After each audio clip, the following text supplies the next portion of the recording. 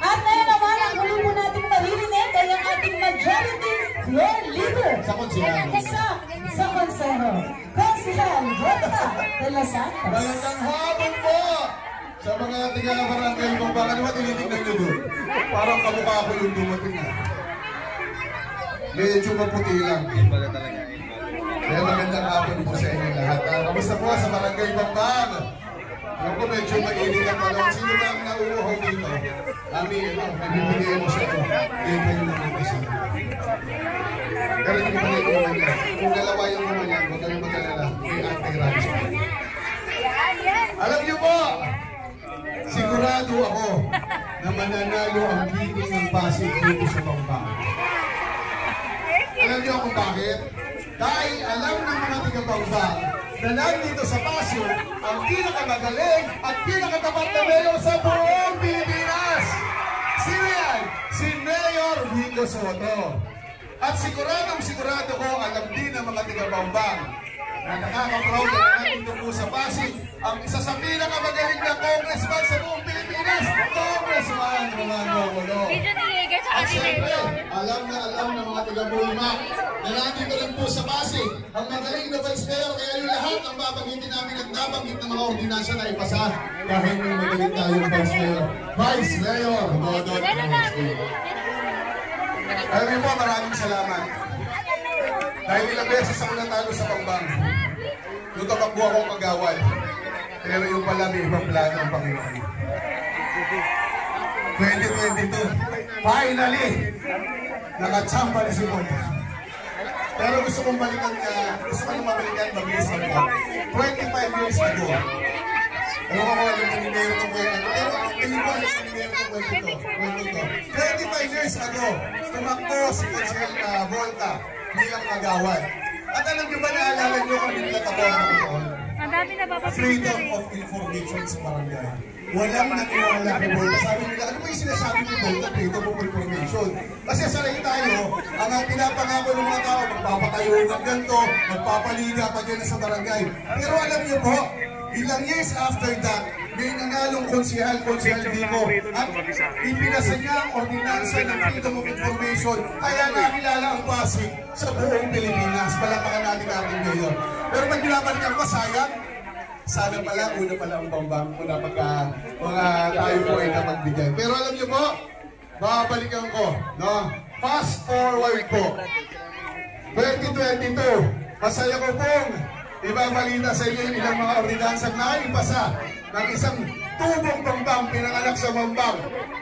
Una pa rin to, sigtingin ko sa buong Pilipinas.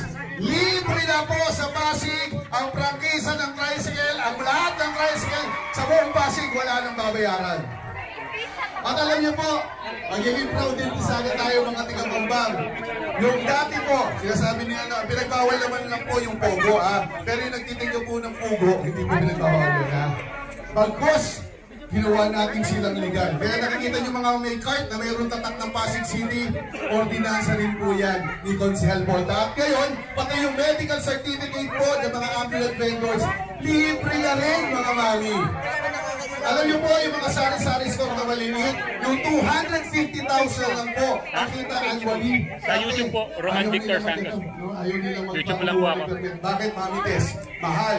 Ngayon po, sa mga magtatayo ng maliit na sari-sari store, libre na rin ang permit, wala na rin bayad. Kaya saan pa tayo? Baka pwede man mga taga-Bambang. Alam ko, malinaw na sa atin. Mag-vote straight, giting ng Pasig ang Bambang. Walang steer yan, ha? Alam niyo po, again po, nagpapasalamat po ako, ha? Dahil masaya po ako. Bukod po, sa naging konsehal po ako na po ngayon ang majority floor leader ng alam. Gusto kong pasalamatan ang aking mga kasama, pati na si Vice Mayor at si Mayor, na pinagkatiwalaan po ako na maging majority floor leader. Para pong kuya yan ng konseho. Pero ang totoo po, ang pinakamatanda sa amin, hindi naman po ako, si Konsehal Eric po ang pinakamatanda. Ha? Kaya hindi. So again po, sa akin po patapos dahil nakita ko, papasok na po yung aking alam niyo pa, meron pa rin akong sasabihin sa inyo. Huwag po kayong maniniwala doon sa fake news na pinakakalat. Ano yung pinakakalat ng mga kung sino-sino? Sabi, kamukha ko raw si Vico Soto. Huwag naman kayong maniwala doon. Kawawa naman, tingnan nyo naman, ang pogi. Tsaka pag dumadating si Mayor, nagtitilian kayo. Pag dumadating ako, nagtitilian kayo sa takot. Kaya yung mga tarpaulin na nandiyan dyan, huwag nyo pong tatanggalin. Bilang chairman po ng Peace and Order, kumakahul po yung paggabi. At sigurado pag may masamang tao, kakahulan ng tarpaulin ko. Kaya huwag nyo po tatanggalin, ha? At pagkatapos ng eleksyon, tanggalin nyo na po. Itapat nyo po sa mga butas ng inyong mga lungga. Sigurado, ligtas na kayo sa mga taga sa inyong mga bahay. Again po, yung fake news po, no? Huwag nyo po paniniwalaan dahil ang totoo po, ang kamukha ko po ay si Congressman Roman Romulo. Sabi na ni Simon, oh my God, tito ko yun, ibig sabihin kumukha ko rin si Volta. Pero again po, maganda nga po sa inyo lahat. Again sa Barangay Bambang, maraming salamat. Tuloy-tuloy tayo sa pagbabago. Vote State Giving ng Pasig. Magandang hapon po. Maraming salamat at proud kami sa iyong mga taga-Bambang number 4 sa balota. Muli ka namin iboboto, Konsehal Volta de los Santos. Ayan, muli po, welcome natin ang ating Mayor, Vico Soto!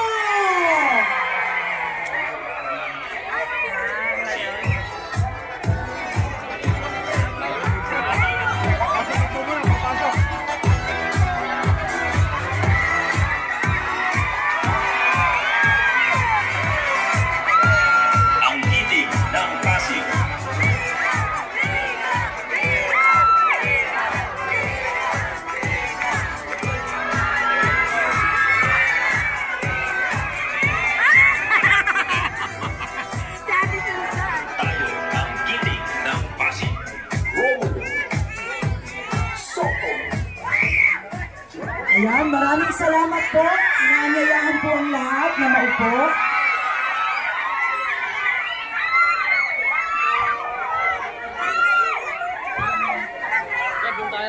Pagkatapos po ng ating caucus, makakapagpa-picture po tayo sa ating mayor.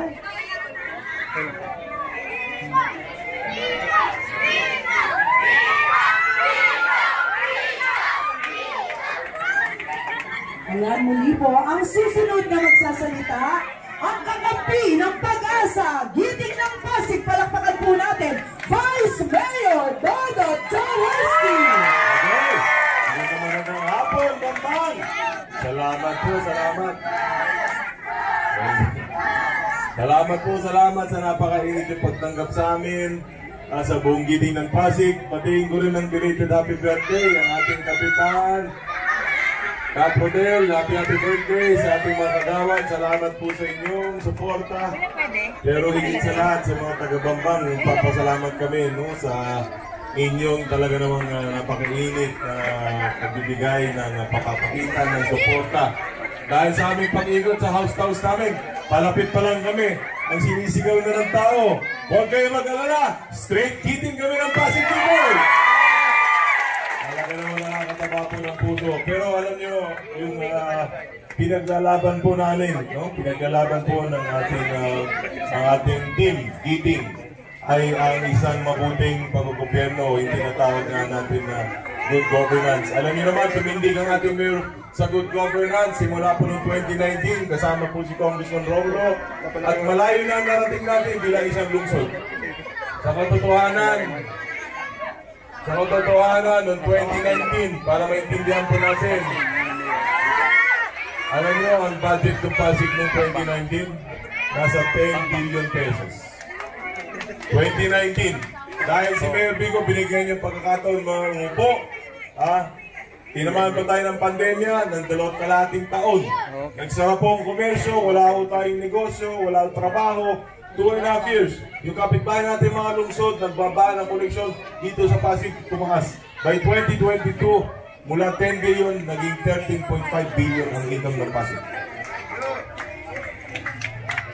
Noong 2022, sinama nyo ang Giting ng Pasig kasi noong 2019 si Mayor lang at saka si Kong Roman. Pero noong 22, sinama nyo na po, Mayor yan, ang Giting ng Pasig. Mula 2022, 2023, naging 15 billion. Umagat ulit. 2024, naging 17 billion.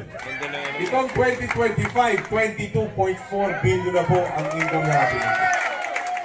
Ngayon, bakit po importante itong binabanggit ko? Simple lang. Lahat ng gawain ng ating pamahalaan, kailangan po yan ng panggastos.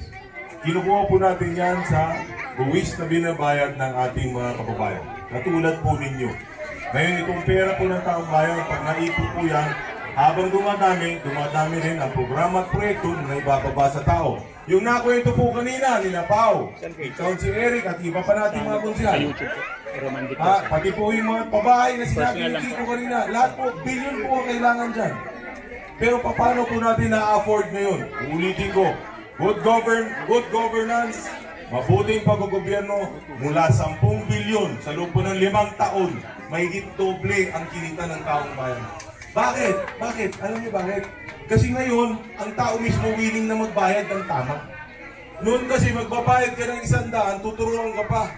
Sabihin, makakatipid ka, magbayad ka lang ng 60. May 40 kang discount.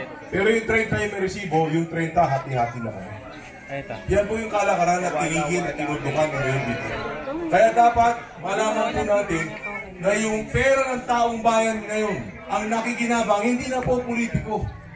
Ang nakikinabang, diretso na po sa taong bayan. Ang pinapalakas po ng isang mabuting pag-gobyerno ay ang mga institusyon ng pamahalaan, hindi ang politiko. Katunayan, sa City Council na lang po, ito alam po ng ating mga kasama sa City Council.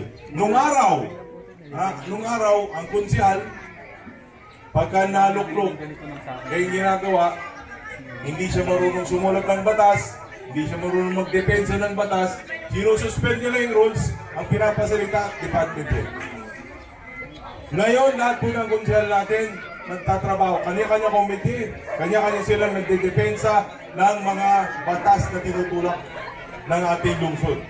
Kung hindi nyo kaya gawin ang trabaho ng isang mambabatas, hindi dapat kayo tumakbong konsihal. Tama? Ngayon, bakit po importante ito? Kasi marami akong nakita ko natin eh. Ayoko na lang magbanggit ng pangalan. Pero sa totoo lang naman, ang dami ko na nandyan, pumasok ko sa politika. Pumasok sa politika, simple po ang buhay. Isa lang ang bahay, isa lang ang kotse. Okay, di ba? Wala pa na. Paglabas sa politika, ang dami ng bahay, ang dami ng kotse. Minsan pa, pati asawa, dumami. Pero tapos na ho yung ganyang klaseng sistema kung saan ang politiko ang siyang nakikinabang sa kayamanan ng ating pamahalaan. Alam nyo bakit? Kasi tignan po natin ang buhay ng Pasigenyo. Hindi po siya umangat. Pero ang buhay ng mga naninilbihan, tumaas ang buhay. Di ba dapat baliktad? Ang siyang pinagsisilbihan ang dapat inuuna na iangat ang buhay. Ngayon, ano naman po ang programa ng lungsod ng Pasig under the leadership of Mayor Vico? Katulad po ng nasabi ko kanina, yung mga social services natin, nabanggit na po kanina, ang senior citizen natin, biggest budget in the history ng ating senior citizen for 2025, 477 million. Ang solo parents natin, first time po, na meron pong isang una sa buong Pilipinas, isa sa mga nauna, ang Pasig City, na nagbibigay ng 1,000 kada solo parent na qualified makatanggap ng financial na tulong mula sa ating lokal na pamahalaan. Ang PWD natin ngayon, meron na po tayong pinasang ordinansa kung saan nagbibigay ng pension o suporta pinansyal sa ating mga bedridden na PWD. Lahat po ito kailangan ng pondo o pera. Kasama na rin po yun. Ang ating education, isa pang example, education. Ang education natin, pinaka-importante primary. Bakit? Tumingin kayo sa paligid nyo. Ang daming bata. Ang Pasig po, ang dami mo nating mga anak. Dumadami mo tayo. Alam niyo ba ilang population na ng Pasig ngayon? 1 milyon na po tayo. 20 years ago, kalating milyon na po tayo. Ngayon, 20 years, dumoble ang dami ng populasyon natin. Ang problema, yung mga batang ito, hindi naman habang buhay, bata yan, lalaki ho yan.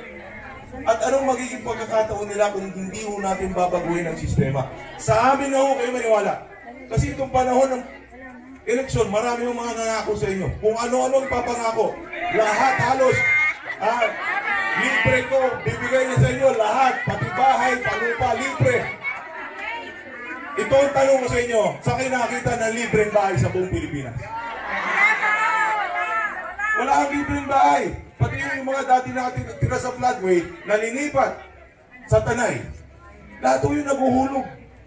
Yung bliss housing po natin sa buong Pasig, naguhulog din po yan buwan-buwan. Pero yung ibang mga politiko, basta makuha lang yung matatamis yung oo, masusulat lang yung